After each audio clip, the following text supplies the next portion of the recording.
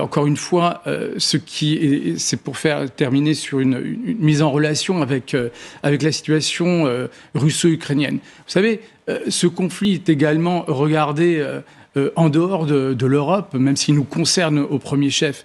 Et parfois, on a du mal à comprendre pourquoi, eh bien, en Afrique, au Moyen-Orient, en Amérique du Sud et même en Asie, il y a une forme d'indifférence, voire de perplexité sur la manière dont nous, Européens et Américains, portons une attention toute particulière et portons un discours à géométrie variable.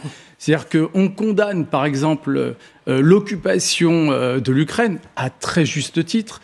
On condamne les crimes internationaux russes en Ukraine, à très juste titre. Et en même temps, il y a un silence assourdissant par rapport précisément à une politique d'annexion, de colonisation d'Israël en Cisjordanie.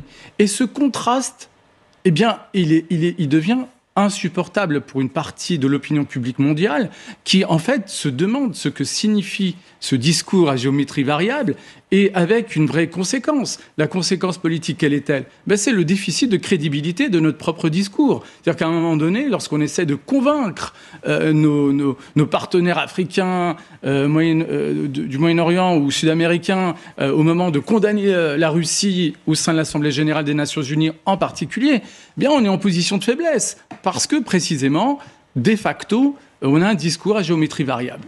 Alors justement, vous parliez